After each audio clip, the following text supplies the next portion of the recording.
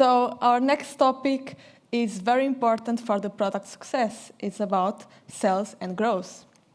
So our next speaker is Leah Tharin, and she's a leading growth advisor for scaling B2B companies. She was the former head of product at Deindeal, Jua, and led the core product at Smallpdf with over 50 million monthly active users. She's a program creator, lecturer, and executive coach and advisor to company leadership and funds around product-led growth, scaling, and product-led sales. She's going to join us here today on this stage with the topic Mastering the Product-First Approach, Sales and Product-Led Growth United. Please join me on stage, Leah Tharin.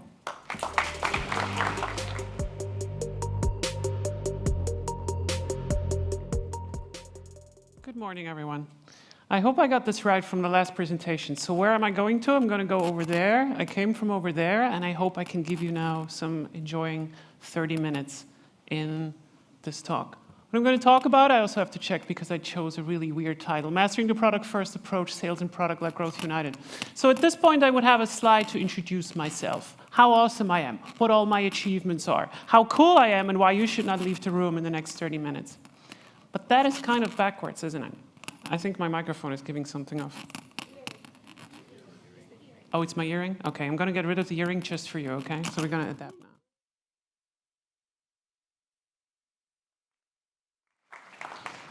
now. Okay, if there's anything else, put it in Slido and tell me. Okay, let's go. Let me show you my talk first. Let me give you some value first, and then tell you who I am. Because if you know me, then an introduction is kind of unnecessary, and if you don't, then you frankly don't care what I did 10 years ago. So what are we going to talk about today is product-led growth. What we do in product-led growth is we try to establish trust different than classical marketing or sales tactics to scale any company. We're talking about showing value and not talking about it, which is kind of ironic because I'm talking about it right now. Let's talk about this particular word here. Trust. Let's say you have a document that is too big, and this is how generative AI thinks about how to visualize this. You have a PDF that is too big, you need to do something with it, and it just does not work. What do? You go to Google, and you type in, I need to compress this PDF. You're probably very stressed. Then you're going to get a result, hopefully from Smallpdf. It tells you here how you can compress this PDF and get a really good version out of it. Then you get a drop area, you put it in there, and then you get a download. At no point did I require you to register in any way. And this entire flow is what we optimized, was also the way that we formed trust with our customers. It was very, very fast.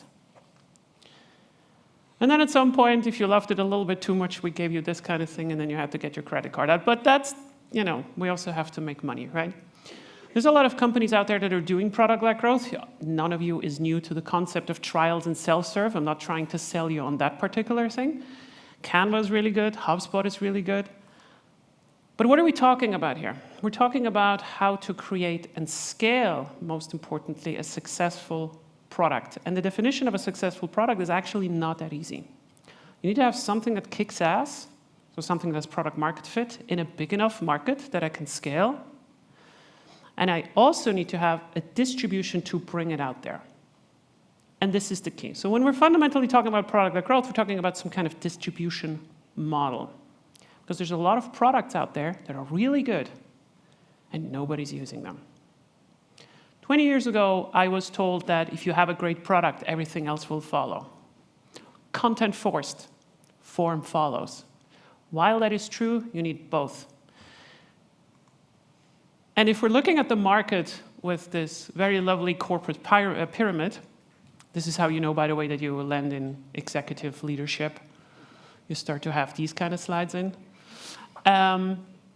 If we're looking at the market, we have 4 segments, right? We have the enterprise segment, few accounts, a lot of money, mid-market, the lower B2B segment, and then also consumer. And product-led growth is really good traditionally in the lower segments. So where there's a lot of people with relatively little value. And sales-led growth, those are the experts in the enterprise and higher segment where there's a lot of money, lots of problems, lots of important people with lots of ties, and high ACVs. So let's fundamentally go one step back. what are we talking about when we talk about sales-led growth? We talk about a model that starts an acquisition that is typically driven by marketing.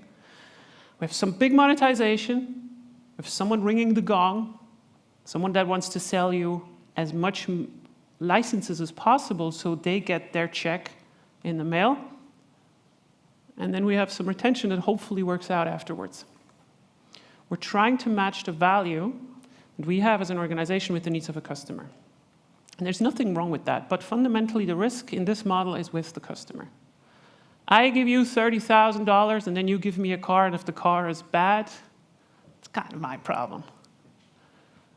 But we're gonna fix it for you if you give us even more money. And that's how we used to sell software 10 years ago. On-premise software, good times. Okay, what this is it is high upfront cost. It's a long-term commitment. It is sales-led. How do we do this in product-led growth? When we talk about product-led growth, we talk about trials, freemiums, interactive demos, all that kind of stuff, but there's more to it. What we talk about is we have some kind of free user acquisition, which does not mean that the users are free, but your product is free and they are being acquired into the free flow of your particular product. They're using it, and this is what marketing brings in. Then we have to retain them. So we have to prove now at this point that we can retain the free users in some particular way. And if you pay a lot of attention, then you can see that I was using my visual skills here to make this line a little bit thicker, because that's where the magic is. The next step that we're going to do is, once we have proven that we can retain people with our free product, which is not that easy, then we try to close them small. We do some kind of small monetization. We try to get a little bit of money out of you, so in the future, you can expand with us. So the model focuses on this expansion revenue, and I hope I can show you why afterwards. What we try to do here is we're trying to experience value without payment or acquiring sales in any way, and the risk is now with the business. It's a low upfront cost. It's focused on expansion. It is very transparent, and you can cancel at any time. I'm driving very close to the road. Anyone who's doing product-led growth in here, and that has also Excel sheets in front of them, they know that every month, every second month, every third month, whatever your plans are, all your revenue is up for renewal, because all of your customers could cancel. So we drive very close to the road. But there is something going on that you might not be aware of. We have a looming recession. I mean, everybody hopefully is aware of this, right? So like, money is just not that easy to come by again. And now acquisition is burning. And this happens every time. Every time something happens in the market, everybody tells you like, oh, we need to be efficient. You have to do more with the money that you have, Leah. Do more. And that usually means acquisition budgets are just burning. But the other thing that's happening now from the other side is that AI is coming into the market. And AI is really good in creating some products. There's a commoditization happening. There are more solutions for the same problems that we tend to have. And that means messaging. Me claiming that I have the best product in the world and not this person over there. Sorry for whoever you are, that was not personal. It means that my messaging differentiation is getting harder, because why should you believe me?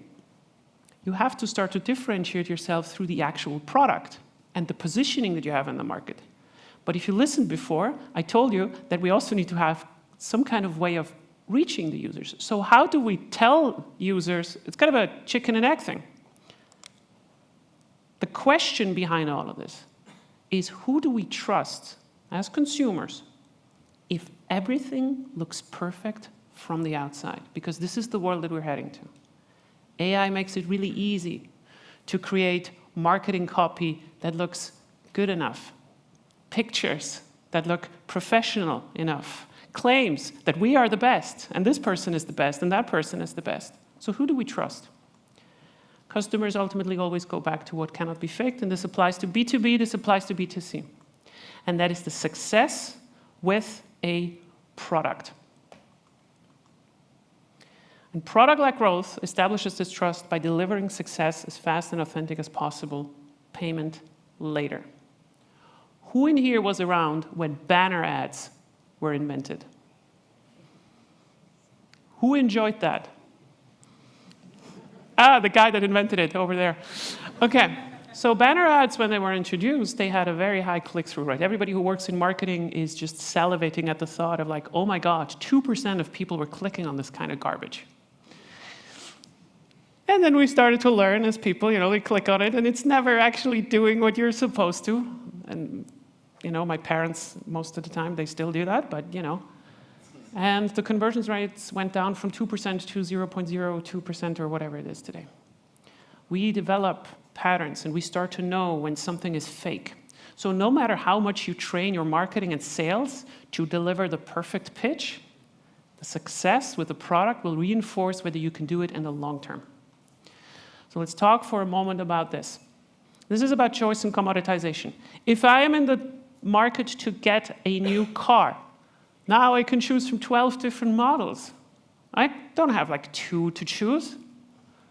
Which ones am I going for? I don't know, but I don't have to check all these 12 because 3 of them maybe offer me a really good buying experience. So the buying experience, what my product is, how am I buying this, how am I being treated, is becoming much more important than just the core product itself. And this is the first thing that you have to take from this.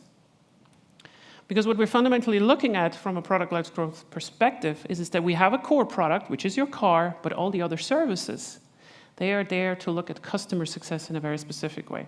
So let's look at customer success in this way.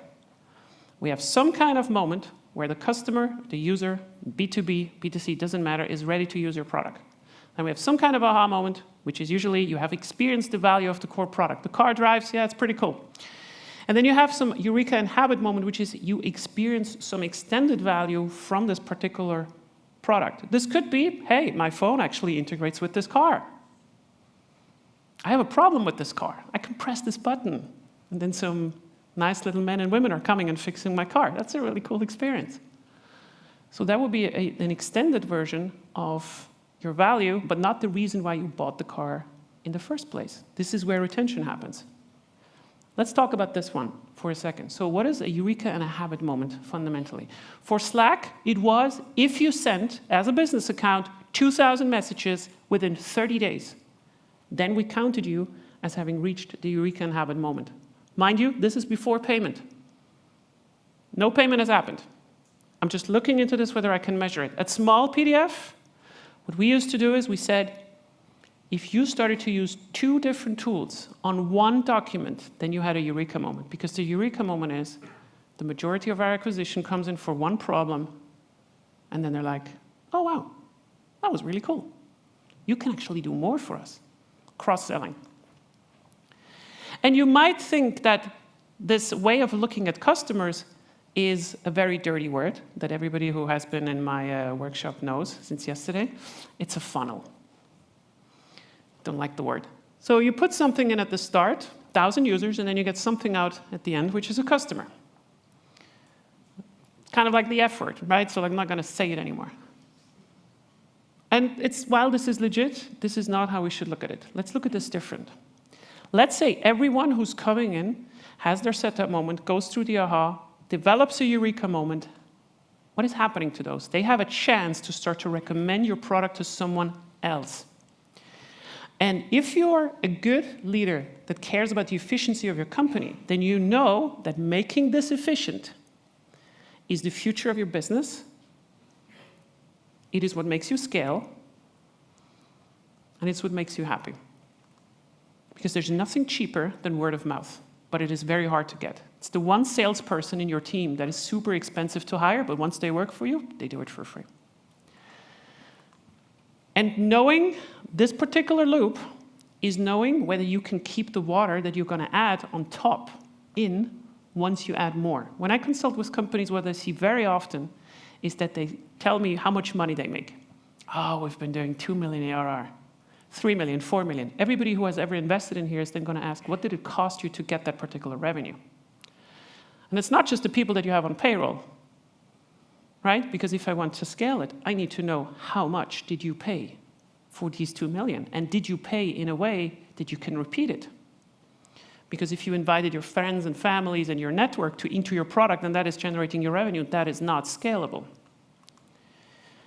Scaling this thing, when it is inefficient, is the #1 reason for product-led growth companies to die. It is the #1 reason for people to go on LinkedIn and say, PLG does not work, Leah.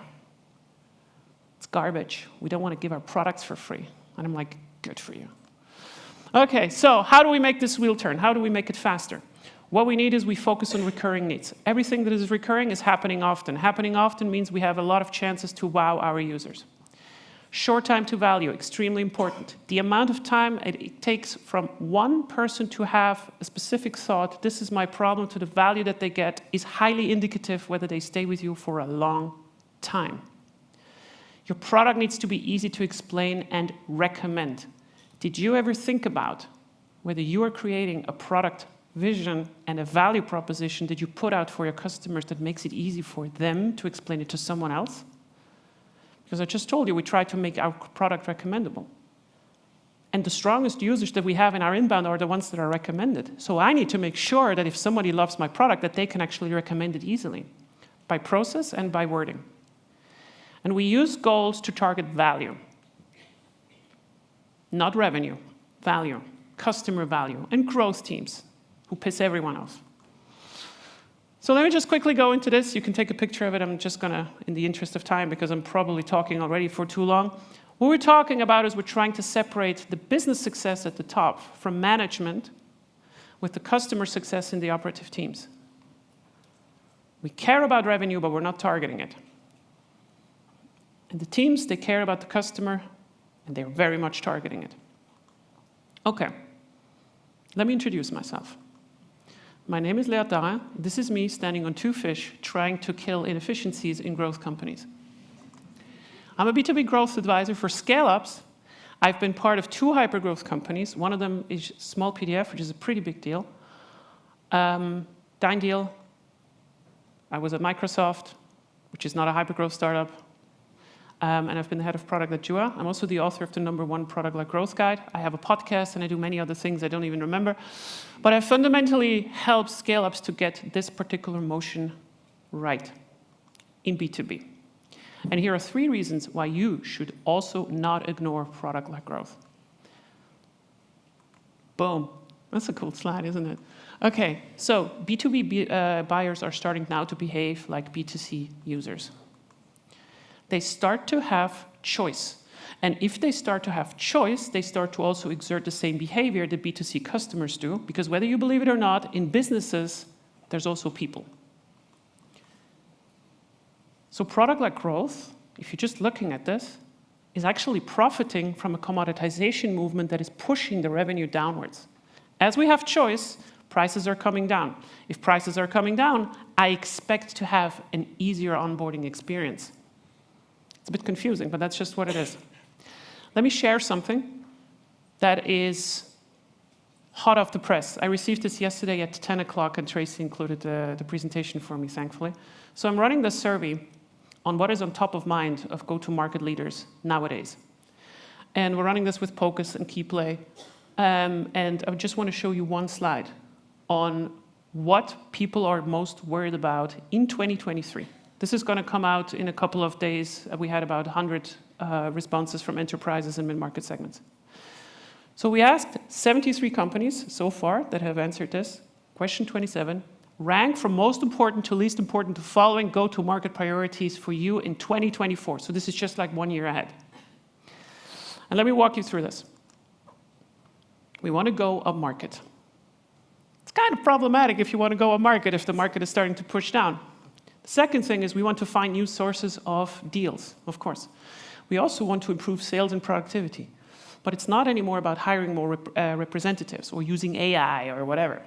That's not on top of mind. We want to figure out how we can do more, right? Like this is the stuff that I told you from before. Here's the second reason why you cannot ignore product-led growth. Because now we're starting to combine product-led growth with the best of what sales-led growth does to grab these B2B markets. And this is where it becomes interesting. So everything before was just me giving you an introduction on product-led growth. Now we're actually talking about product-led sales. Let's look at my corporate graph again. On the right side, we have now product-led sales. And product-led sales is extremely good in grabbing mid-market value, and also a little bit from the lower part, by uniting what sales-led growth does really, really well and combining it with product-led growth does. And you might be asking yourself, so what do I do? What's the difference? Instead of individual users, we start to look at teams and accounts, and we try to find those that are worth reaching out when they signal, I am ready, through their measurable, objective behavior. Now you might ask yourself, okay, so how do we do this? Here's where the actionable part of this particular talk starts. In product-led sales, what we have is we have some kind of free B2B accounts. Again, the accounts are not free, they're just using the free part of our product, either a freemium or a trial or an interactive demo. Then we attach some behavior scoring to that. For instance, are they using the product successful? Plus 40 points. Are they visiting specific pages? Plus 10 points. Are they accelerating usage now in a specific time frame? Plus 10 points. Are they inviting other users? And so forth and so forth. And if these accounts are going above a specific threshold, which we work out with analytics and so forth, then they are called a product qualified account. And this can take days, and this can take months. And this is also the reason why you should not limit your product in a trial in a B2B environment on time. Who in here bought for a company a software that cost more than $10,000 a year? Keep your hand up if that process was shorter than a week. 2 weeks, 3 weeks, 4 weeks, a month, 2, maybe some people are starting now to go up. You don't know, we don't know. Gary is maybe not around, or our CFO is right now on a yacht trip, I don't know, and someone needs to approve. And this can be a problem. So we wait for the customer to actually use our product and be ready with it. And now our accounts are ready to reach out. So they're ready for sales to go. We have a high closing rate, we have a low CAC, and we have 40% less lead time. Why? Because behavior is much more indicative that somebody actually loves your product and it changes the entire conversation. Hey, I've been noticing that you were using our product. Do you mind talking about it? Yeah, sure, I love it, of course. I don't mind being called by someone from a product that I love. I love Miro. If they call me, I can talk all day what I love and what I hate about the product. So how does this change now the role of a salesperson in product-led sales? So let's say you're doing this with a company and you try to get there and you say like, yeah, this is a good thing. We have to now change, which is a problem in the word. Radhika also mentioned this. Product-led is not just about product. We need to change incentives for salespeople to get more money for accounts that expand in the future. And if you waltz into a sales meeting like this and you say like, hey, I'm going to take away your quota, but I give you more money if you get a client that expands in a year, the first question they're going to ask you is, are you high? What did you smoke? How should I know whether someone is going to expand in the future? And then I say, hey, I'm glad you're asking, because sales is only contacting product qualified accounts. Because we know from research and through our own internal analysis that people who are using your product, businesses that are using these products in that way, they will expand later on much, much better if you do not give them too many licenses to start with. Oh, I have this special deal for you. You can get 500 licenses for the price of 50. You're going to grow into it. The first day you have a new CFO that is looking at your licensing, they're going to kick you out, and then you're out of then you're cooked. And just like one more thing, right? So like sales is only contacting these accounts, and we need to make sure, this is one of the biggest dangers that you can do in product-led sales. You need to have more leads that you can handle. Because if you have too many salespeople, why would you qualify the pipeline? It's kind of pointless, right? Like if you call everyone, because then you make your entire buying experience worthless again. So the fundamental job is now we need to give sales tools that let them identify long-term deals instead of these short-term quotas. And we can do this through product ops, for instance. Melissa is going to talk about this. By giving them sales or like data-driven sales insights that give them easy access to this data. And that means not that sales has to call Gary in engineering and be like, hey, can you tell me what this particular guy did? Yeah, I'm going to get back to you in 4 days. That's not what I'm talking about. I'm talking about a really direct system to actually get insights. Here's the third reason why you should not ignore it. We have a secret long-term weapon. And that secret long-term weapon is called expansion revenue. This is the main reason, or one of the main reasons, why we're doing product-led growth in the first place. We can start to expand our value in the long term by cross-selling, because we have now already increased usage and trust from our users. Who in here is using HubSpot? Are you using more than one product that they offer?